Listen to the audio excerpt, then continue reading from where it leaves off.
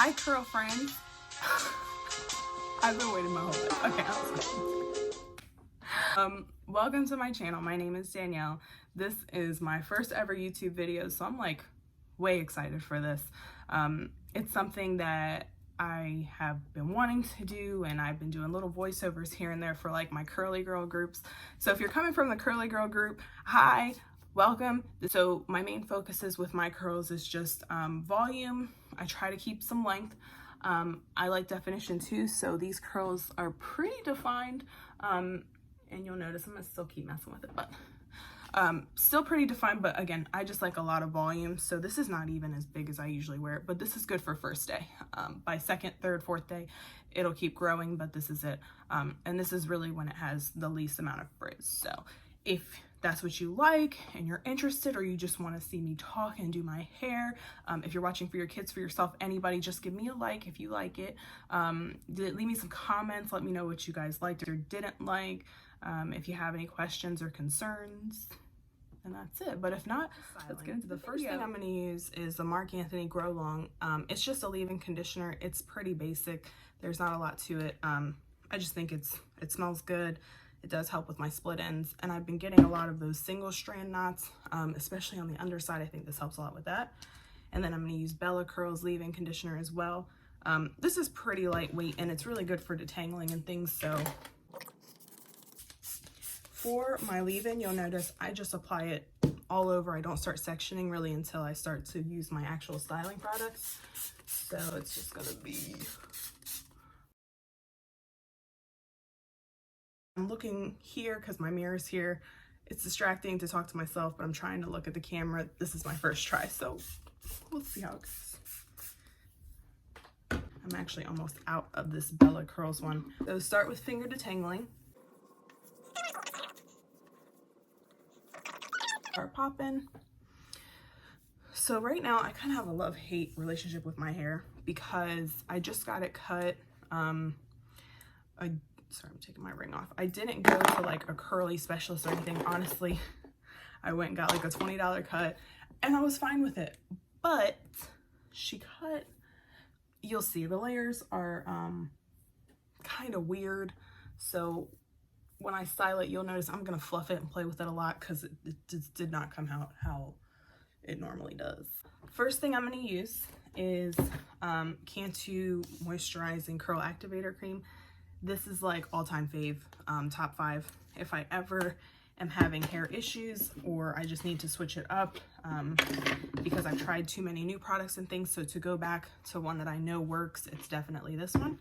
And then I think like the perfect pair for my hair, 3C curls, what works for me is also the Mio Curl Custard. It's got like all their products, like the gold lid. So, I'll start by detangling, and this is a Paul Mitchell styling brush. It's like their, I don't know, 407 styling brush, but it's pretty much a Denman brush, so curly girls know what a Denman brush is. But there are many other brands other than Denman. Not that the Denman brand is expensive. I just had this in a kit from when I went to cosmetology school, so I was like, and it's the same as a Denman brush. It really works for my curls to get them popping. So the Denman brush gives like finger coil like results. So yeah, I hadn't applied the Mio Curl Custard. Sorry, I need to move that camera down a little. And then just wiping some of, so combing that through, brushing that through, I guess. And then I do some vertical sections for some volume. Just using the camera as a mirror too. And then that's it. I don't touch it. I'll scrunch it, but I don't like do anything else. So, same on this side.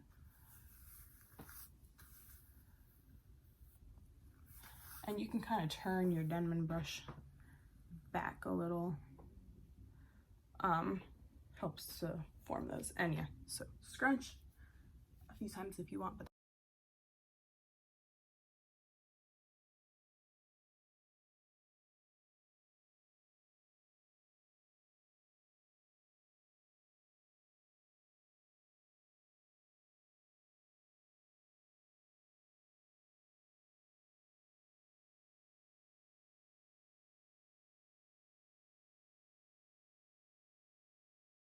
So periodically you might see me pull this out. This is just water, just a regular mister bottle. And I just use that as I notice like my hair starts to dry out through the process. For me, as long as my hair is saturated, then I feel like it will get coated with the products evenly and it just dries better. So it might increase your drying time, but I promise you it will pay off if you put your products on saturated hair. So.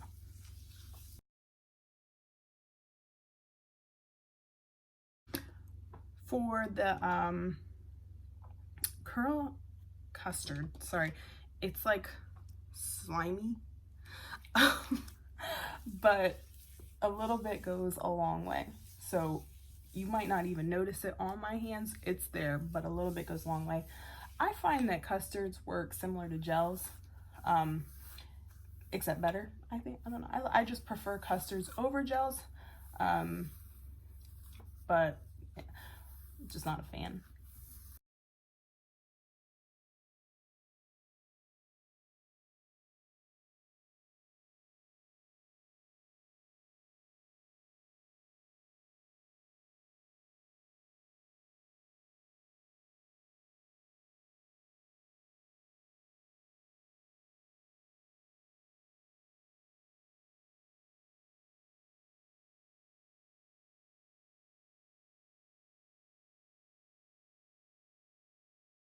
Okay, so at the top here, I feel like is where it starts to get a little weird, like my curls, you can already tell. So also this is not where I part my hair. So I'm just kind of doing an extra hand twist in here, you'll see, to really try to get these to curl. And shake it, see if it works. Not so. Now, if you want, like if you have done finger coils and you know which way your hair curls, I know on this side, I think mine curls to the front, then you can do it that way. Shake it and it will look like similar to finger coils. And for some of my hair on the top, I am gonna actually do some finger coils just to try to get some extra definition. So this is just like an everyday thing. If I had time, like I would finger coil all the time to get all the definition, but that takes forever. So for my part,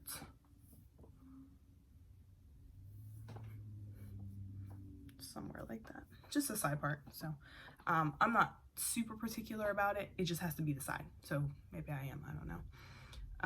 So I do a side part, and then in the back, I just think it looks like it, I don't know, it's too much. I have a natural cowlick back here anyway, so I kind of slice it here and pull some over. So it's not such a deep side part, it's only like half, if that makes sense. And then since you're moving things, for the most part, it kind of stays intact, all my curls. But if you notice over here, it's kind of falling apart as far as definition. You could just redo it. Shake it again. I'm kind of picky about mine, so even whenever I'm done with the whole head, I'll still kind of go through and add some extra in there. So this is the top part I was telling you about. I'll either finger coil it or just redefine it. So at this point, we are about to diffuse. So this is my diffusing dryer. I got this off of Amazon. It's BedHead. I can link it in the description if you want to know where to get it. It was like 30 bucks maybe. But it's like my all-time favorite. So I used to have a Conair one just like it, and it died on me like 2 years ago. So I was using the traditional blow dryer with diffuser, but I just prefer these. It's just a me thing. I've also always had shorter curls, so these have always worked. I don't know how well they work for longer hair, so maybe someone can let me know. To start, I'm gonna hover dry my roots. That way I don't disrupt the curls too much to begin with. I do that with a high heat, high power. You can do it with a medium heat, low power, whatever you want. I don't mind using heat on my curls. I know it's like a no-no, but I don't mind. Some people do, so completely up to you. And then for the rest of the hair, I'll do low heat, low or high power. I kind of alternate back and forth, and I always use my cool shot. But this dryer actually has like a cool setting as well, not just a cool shot, and it's the same, so it works. Let's get into it.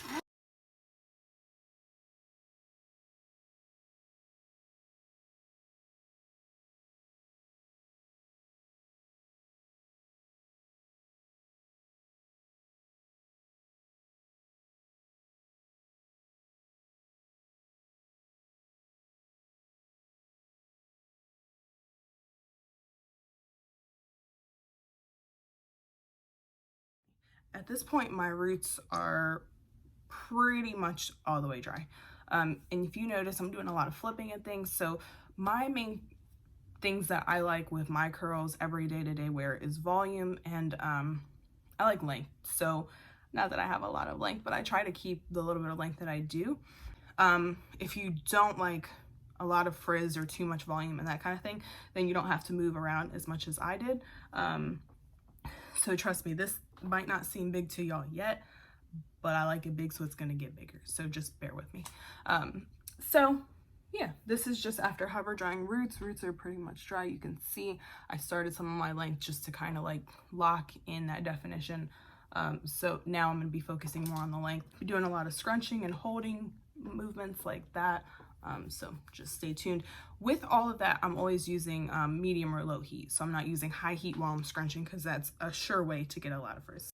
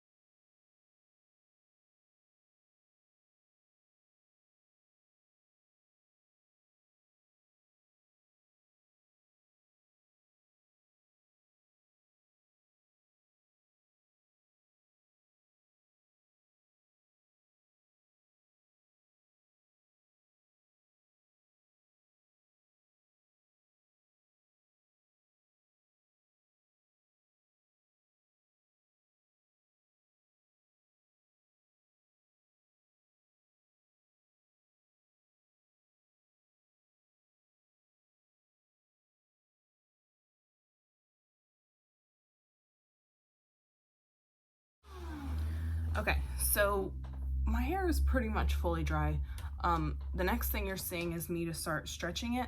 So again, I said I like volume. I try to maintain some length, which I have so much shrinkage. I need to keep some of that length. So I'll try to start stretching, and I'll show you how I do that. Really, I just grab sections. Try not to be towards the front or the top too much, because then you'll see more of that frizz. But I'll stretch and kind of focus my diffuser in those spots, especially the underside. So stretch and kind of focus here, stretch and focus. So watch it in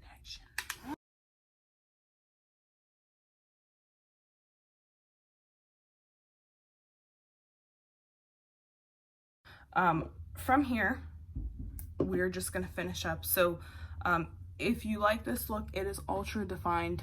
You can leave like this and just let it roll. But for me, this is not nearly enough volume, so I need it kind of big. So a few things, if you have a pick you like to use, and then oil for separating. So my all-time favorite oil is the Argan oil. This is like so empty, of Morocco. I have it upside down so I can get the last like tiniest little bit out of there. And then this Hask Argan oil from Morocco too. This one I feel like is a little bit heavier. I don't know, it might just be me. But it comes with a nice little pump. So I just got it at Target one day when I was out of the other one, and I was like, you know what, I'm gonna try something new, so why not? So to start, we're putting a little bit of this on your hands and kind of mixing it in. I get it in between my fingers too, because of how I separate my curls. I want to make sure that my fingers are coated too, so it will prevent some of that frizz. So really, I'm just pulling all my curls, and see if they're like kind of big clumps, I just separate them. That's it.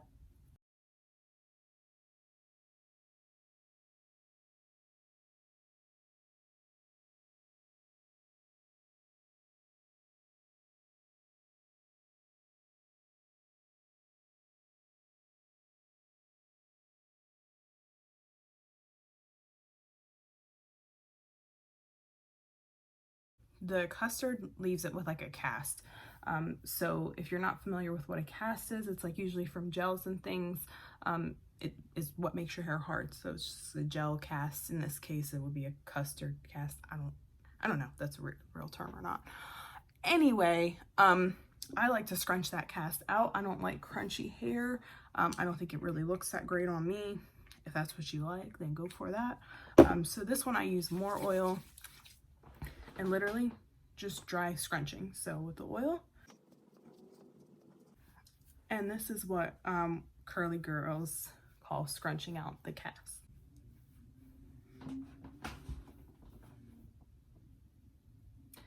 Keep in mind, this is really supposed to be done when your hair is like all the way dry. Mine still has some dampness to it, and that's fine with me. Just know if it's not fully dry, you might end up getting some more frizz. So if you have the time, usually I do my hair first and then I do my makeup and everything. So I'll leave it in its cast state and do my face and do everything else, get dressed, and then I'll come back and scrunch it. That way it has time to completely harden and dry. So in this case, you might notice some extra frizz. It's just from that. It can be easily avoided if you just let it dry all the way. Also, if you feel like this is too much oil for you, then you don't have to use as much. In the winter time though, my hair gets so dry, and it is winter. So I'm trying to keep some of that moisture sealed in. So it's a lot of oil.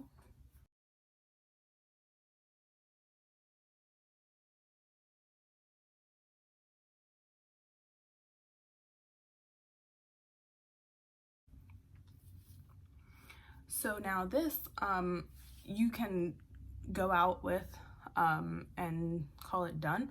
I just have a few extra steps, but if you're happy with this, then roll with it. I like my little baby hairs to have something done with them. Not a lot, I just put a little bit of gel on them. I don't really use edge gel much. For me, my edges aren't so unruly that they need their own gel. So I just use this one. It's called Shine and Jam Conditioning Gel. So I just use the teensiest bit.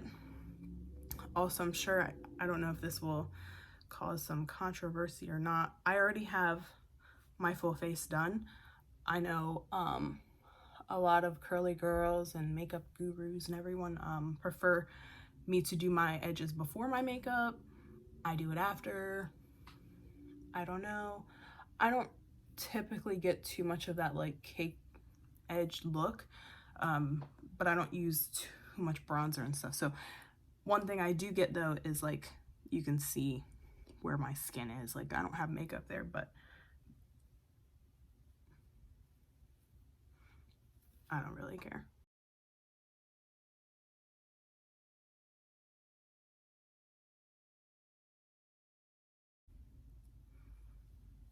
And then I just bring that back down. I don't know if it adds that much of anything. Last but not least, this is like my favorite part of doing my hair is my pick, because I love volume, so I like to make it big. So I start underneath and I'm just like pulling it down. Obviously I'm not picking my ends. I'm not going for the full fro look, so just the roots.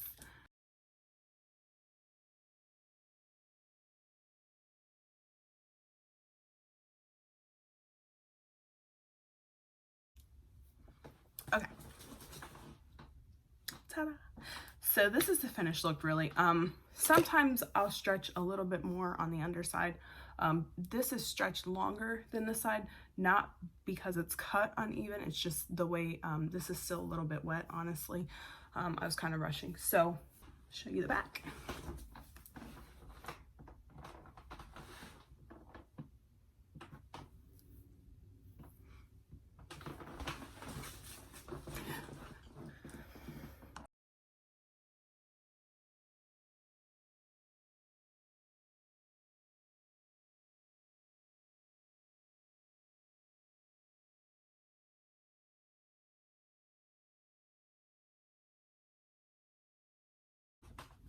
All right, so this is actually how I really wear my hair. Like, this is, if I was going somewhere right now, in the process of stretching the underside, I also go ahead and stretch some of the sides too, because if you don't, you'll end up with a mullet, which is kind of already what I have going on. So I try to like make it look less mullet-ish. That's kind of what I was talking about in the beginning about how I got my hair cut, and it was an inexpensive cut. She just did layers, but they were definitely a little choppy. So next time I'll probably just go ahead and pay the extra to get a curly cut. She just wet it, pulled it all the way down and cut it. So also when I showed you my back, the middle was definitely shorter, and that's not just from my stretching, that was from my cut, because the underside of my back shrinks up way more than my sides do. I just have a different curl pattern there.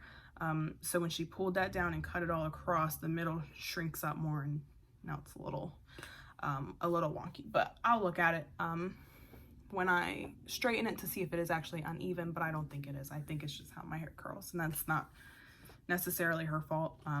Next time I'll just get a cut without tension, so let it fall and then cut it. So this is it though.